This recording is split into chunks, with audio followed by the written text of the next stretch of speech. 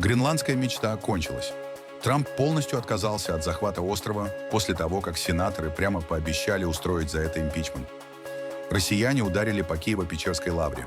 Это объект всемирного культурного наследия ЮНЕСКО, как Колизеи или пирамиды. Евросоюз полностью запретил покупку российских энергоносителей. Закончились полвека энергетического господства Кремля в Европе. Где будут покупать газ теперь? Европа готовит 20-й пакет санкций. Обещают сделать очень больно всем торговым партнерам России. В Брюсселе начали расследование против соцсети X и чат-бота Grok. Илон Маск в ярости. Золото бьет рекорды, самые высокие цены в истории. И все из-за политики Дональда Трампа и жадности Китая. Парад в Индии, ядерные боеголовки, верблюды, летающие мотоциклисты и Урсула фон дер Ляйен в золотом пиджаке. А теперь об этом подробно и по делу. Это один день. Не забудьте подписаться и поставить лайк этому видео.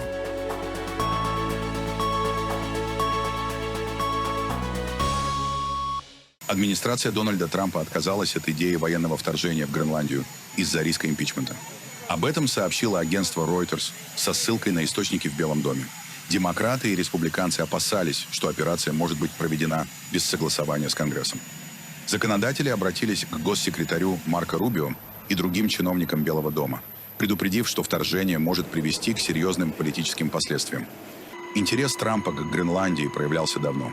Он предлагал купить остров у Дании и намекал на возможность военной операции под предлогом национальной безопасности США и угрозы со стороны России и Китая.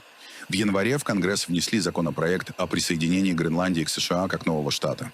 В ответ Гренландия обратилась за поддержкой к Великобритании, а европейские страны начали совместные военные учения Arctic Endurance. 17 января Трамп пригрозил ввести пошлины на товары из Дании и ряда европейских стран за поддержку территориальной целостности острова и отправку военных. Но уже 21 января на Всемирном экономическом форуме в Давосе он заявил, что военной силы применять не будет. Соединенные Штаты хотят получить остров, чтобы обеспечить его защиту. Президент сообщил, что вместе с генсеком НАТО Марком Рютте разработано рамочное соглашение по Гренландии. По этим договоренностям Трамп отменил планируемые пошлины и подчеркнул, что США получат полный доступ для размещения оборонных структур на острове. В ночь на 24 января россияне атаковали дроном Киево-Печерскую лавру. Повреждены вход в дальние пещеры и Анна-Зачатевская церковь. Руководство музея-заповедника говорит, что разрушения есть, но они не критические. Генеральный директор музея Киево-Печерской лавры Максим Остапенко показал повреждения журналистам. Практически каждая стена от вибрации. Видите, трещины пошли. Отслоение. Все это было буквально в пятницу в нормальном состоянии. Последние записи наших сотрудников 23.01. После этого ночью случился этот взрыв. Посыпалось. Удар последний, куда он пришелся, видите, вот эта рама, выбито стекло, выдавило его внутрь.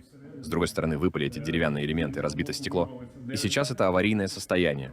Министр культуры Украины Татьяна Бережная назвала это нападение преступлением против мировой культуры. Напомним, в сентябре 2023 года Киево-Печерская лавра, Софийский собор в Киеве и исторический центр Львова были внесены в список всемирного наследия ЮНЕСКО, находящиеся под угрозой уничтожения.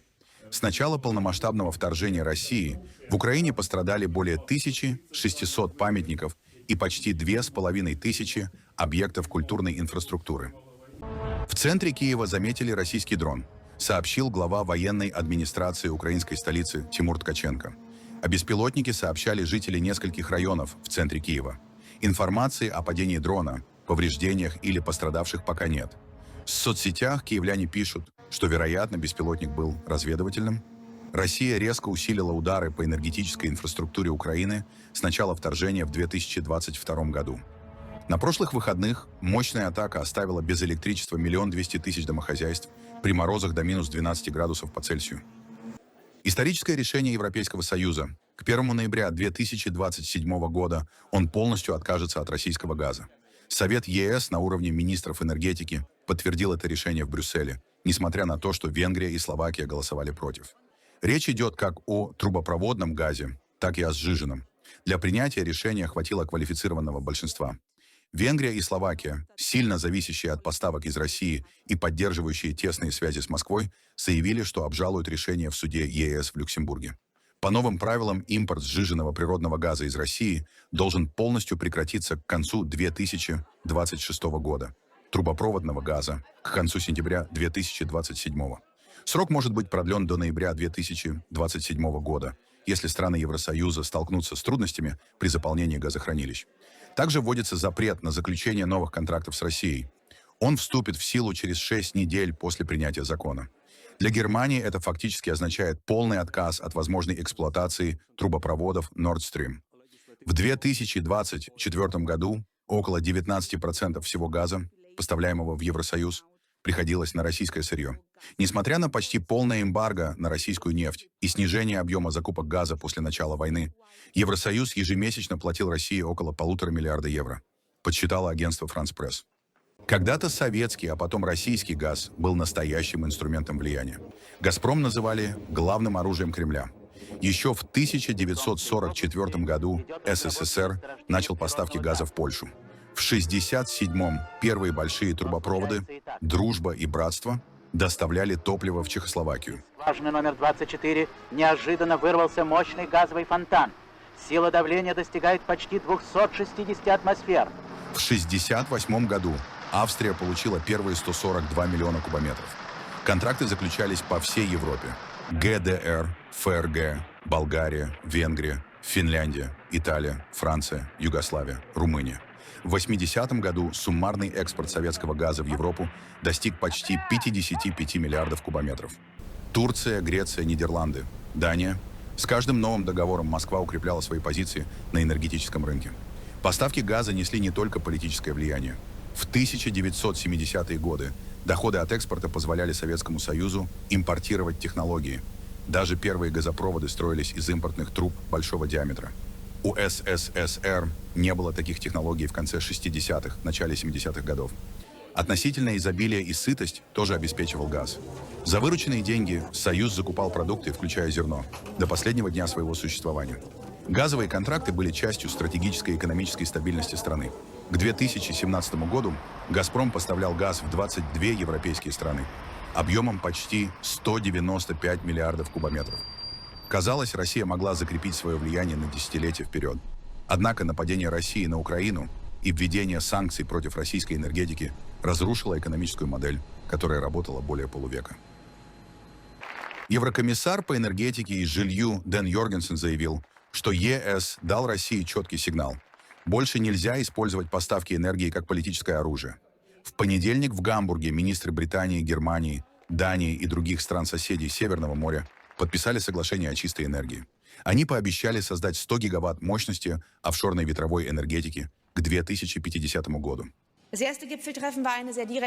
Первый саммит был очень прямым ответом на ужасную агрессивную войну России против Украины и вызванный ею энергетический кризис. Саммит тогда послал важный сигнал. Мы, страны Северного моря, усиливаем наше сотрудничество, чтобы сделать Северное море энергетической мощью в Европе. И поэтому саммит олицетворяет нашу независимость, которую мы хотим укреплять вместе. Мы поставили перед собой амбициозные цели. К 50 году мы хотим расширить ветроэнергетику в Северном море до 100 гигаватт за счет трансграничных офшорных проектов. И при этом мы закладываем основу для справедливого распределения расходов с новым офшорным финансовым рамочным механизмом. В декабре прошлого года мы вместе с Европейским Союзом послали очень ясный сигнал России. Больше мы не позволим вам использовать энергию как оружие против нас. Больше мы не позволим шантажировать государства-члены ЕС. И больше мы не будем косвенно финансировать войну в Украине. Мы приняли решение, наконец, прекратить импорт российской энергии. Но нам все еще нужен СПГ из Америки, как сейчас. Соединенные Штаты сейчас наш второй по величине поставщик газа, заменив Россию. Мы не против торговли со Штатами. Наоборот, мы никогда не хотели торговой войны. Мы хотим торговать и сотрудничать с Америкой по как можно большему числу вопросов. Но мы, конечно, понимаем, и это касается всех стран, не только США, что мы не стремимся заменить одну зависимость другой. Мы хотим развивать собственную энергетику, а наша стратегия на будущее – стать свободными от газа. Страны Западной и Северной Европы продолжают делать ставку на ветровую энергетику, чтобы повысить безопасность поставок энергии, несмотря на критику в адрес зеленой энергетики со стороны президента США Дональда Трампа. Он часто эмоционально критикует ветроэнергетические установки. Я считаю, что важно оставаться дипломатичным. Посмотрите, мы, очевидно, не согласны с президентом Трампом в этом вопросе. Для нас в Великобритании офшорная ветроэнергетика абсолютно критична для энергетической безопасности. Это прагматичный, а не эмоциональный подход. Мы считаем, что это правильное решение для климатического кризиса, но также оно абсолютно необходимо для энергетической безопасности. Я считаю, что офшорная ветроэнергетика для победителей. Она обеспечит подключение 12 миллионов домов в Великобритании только благодаря нашему недавнему аукциону, который помогает выйти с американских горок ископаемого топлива. Разные страны будут преследовать свои национальные интересы, но мы четко знаем, где лежит наш национальный интерес. Немецкий министр иностранных дел Йохан Вадефуль заявил: «Европа и США едины по вопросам безопасности». После того, как Дональд Трамп пообещал не применять военную силу и не вводить новые тарифы по Гренландии, Европе и Америке следует сконцентрировать внимание на помощи Украине в войне против России. Угрозы, повреждение критической инфраструктуры, запугивание – все это часть стратегии, направленной на дестабилизацию наших обществ и подрыв нашего единства. Мы реагируем совместно, усиливаем защиту нашей инфраструктуры и продолжаем оказывать давление на Россию. Мы значительно сильнее и устойчивее, чем Путин хочет думать. Поэтому мы интенсивно работаем над 20-м пакетом санкций, который особенно нацелен на доходы России от энергетики, теневой флот и сети обхода санкций. Также министр иностранных дел Германии Йохан Вадефуль объявил о подготовке нового 20-го пакета санкций Евросоюза против России, направленного на доходы от энергетики, теневой флот и противодействие обходу санкций. Россия, по словам Вадефуля, остается главной угрозой миру в Европе и ведет террористическую деятельность против Украины и Европы. Гибридные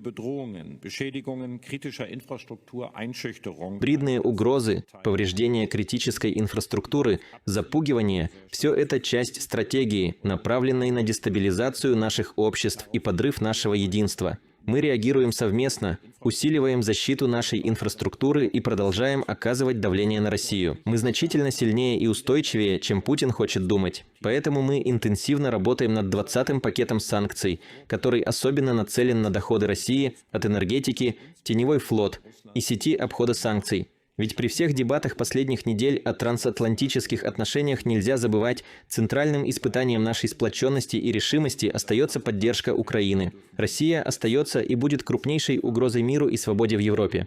Путин в последние недели это неоднократно доказывал жестокими и бесчеловечными атаками на гражданскую инфраструктуру Украины. 1 миллион человек без электричества, сотни тысяч без отопления и тепла при двузначных минусовых температурах. Это нельзя иначе как назвать террором против населения с целью сломить их мужественное сопротивление. Этого допустить нельзя, и поэтому Германия твердо стоит на стороне Украины, без всяких «если» и «но». Важно, что впервые за долгое время проходят прямые переговоры между Россией и Украиной, посредником которых выступили США. При этом ясно, Европа должна быть за столом, когда решается вопрос о порядке безопасности на нашем континенте. Европейская комиссия объявила о начале расследования работы чат-бота Grok, представленного на платформе Илона Маска X.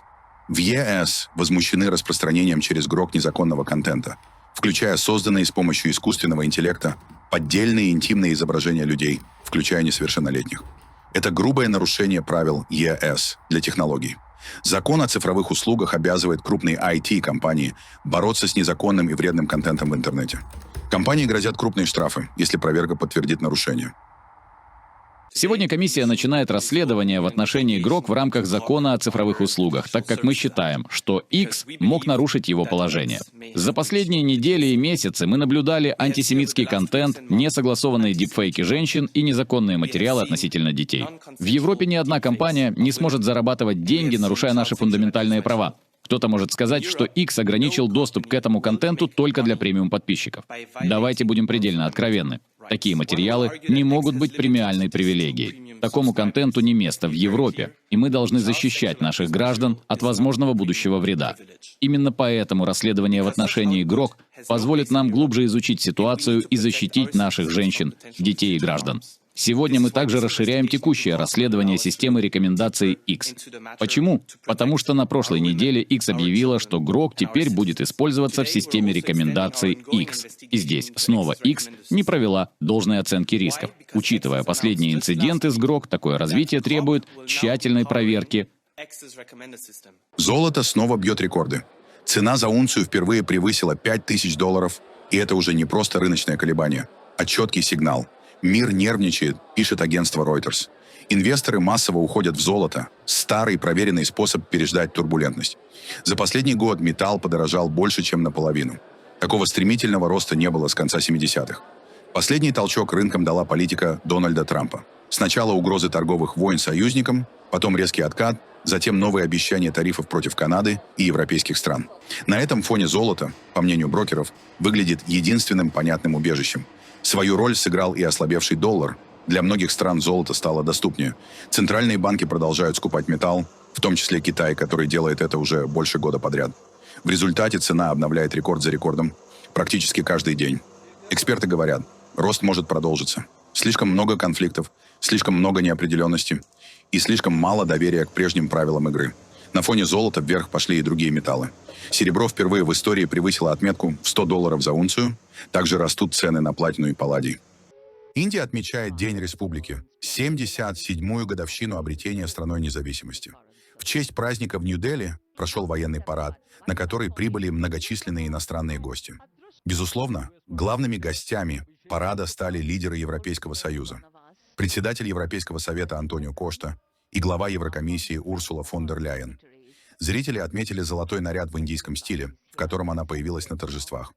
Премьер-министр Нарендра Моди приветствовал гостей вместе с президентом Индии Драупади Мурму на главном церемониальном проспекте Картавья-Падх. В этом году Индия впервые показала несколько разработанных внутри страны оборонных систем, а также красочные платформы, посвященные культурному и природному разнообразию страны.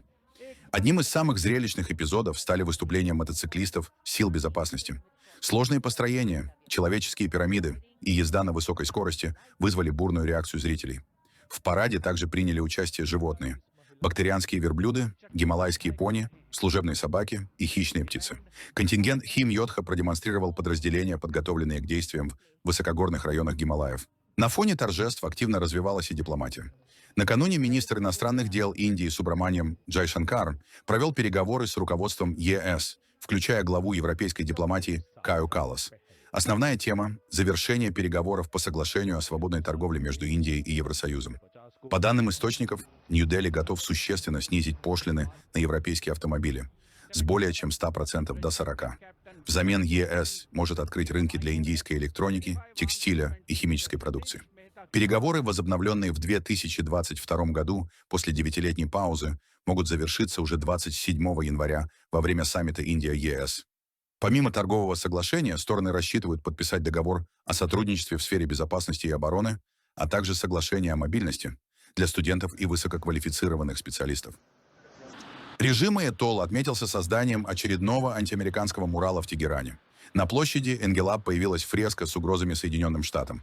На изображении поврежденные самолеты, разбросанные по палубе авианосца. Надпись на фарси и английском звучит однозначно: «Посеешь ветер, пожнешь бурю».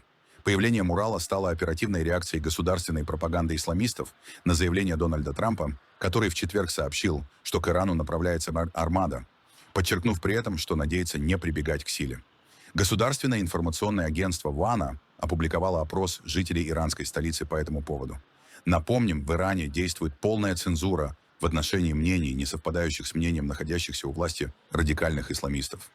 به واسطه موقعیت خاص و ویژه‌ای که جمهوری اسلامی ایران در منطقه داره و گلوگاه انرژی به نوعی انرژی ее роли энергетического хаба, фактически контролирующего значительную часть мировой энергетики, в особенности в вопросах Ормузского пролива и энергетической безопасности, противник, безусловно, учитывает, что любые потенциальные выгоды, на которые он рассчитывает, будут многократно перекрыты его потерями.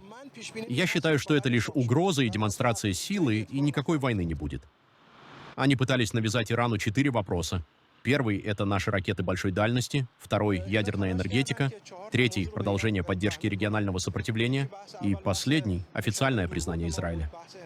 То, чего им не удалось добиться путем переговоров, они попытались навязать с помощью угроз и военной силы, но, безусловно, с помощью Аллаха они потерпят неудачу и в этом подходе. Выдвигает в наш адрес, остаются лишь на уровне слов, потому что в ходе 12-дневной войны они увидели всю полноту нашей силы. Какую бы угрозу они ни выбрали, какой бы ответ ни предприняли, мы не оставим это без ответа. Без сомнений, Иран ответит быстро. В Германии проверяют компанию из Берлина, которая, как выяснили журналисты таблоида Bild, доставляла в Россию подсанкционные товары через почту Узбекистана. Федеральное агентство по сетям Германии заявило, что фирме могут грозить серьезные последствия за незаконное сотрудничество с Юспост. Журналисты Bild отправили через один из магазинов в Берлине 5 посылок с подсанкционными электронными компонентами, которые в накладных указали как книги, шарфы и шапки. В каждой посылке был GPS-трекер. Он показал, что посылки дошли до Москвы. Сотрудники магазина приклеивали на отправление этикетки узбекской почты, хотя Узпост не имеет разрешения на работу в Германии. Сама немецкая логистическая компания подтвердила сотрудничество с узбекской почтой, заявив, что все законно. В Узпост тоже подтвердили работу с частными фирмами. Маршрут посылок пролегал так: из Берлина в Польшу, потом через Беларусь и в Москву. По данным Bild, границу с Беларусью посылки проходили практически без проблем. В компании заявляют, что у них встроены механизмы контроля, из-за которых нарушение санкций практически невозможны. Действия журналистов, которые отправляли товары с поддельными описаниями, там назвали мошенничеством. По информации Bild, возможные нарушения санкций вскрылись еще в ходе расследования прокуратуры Берлина против Руспост GmbH, немецкой дочки Почты России. Таможенники нашли в посылках в Москву запрещенные электронные устройства, деньги и ювелирные изделия. Берлинская прокуратура планирует предъявить обвинение одному из топ-менеджеров. Неназванной логистической компанией сейчас руководит Дмитрий Ф., бывший топ-менеджер Руспост. Ранее против него велось расследование, но в 2024 году его закрыли из-за недостатка доказательств. В Ватикане продолжают древнюю традицию, связанную с избранием нового понтифика. В базилике Святого Павла за городскими стенами представили мозаичный портрет Папы Римского Льва XIV. Работу создали мастера Ватиканской мозаичной студии при фабрике Святого Петра. Портрет разместили в правом нефе базилики на высоте около 13 метров, рядом с изображениями предыдущих пап, включая Папу Франциска. Круглая мозаика диаметром 137 сантиметров выполнена из цветного стекла и золотой смальты. Все элементы собраны вручную по традиционным ватиканским технологиям, которые почти не менялись столетиями. Основой стал живописный портрет художника Родольфа Папы, специально созданный для мозаичного исполнения.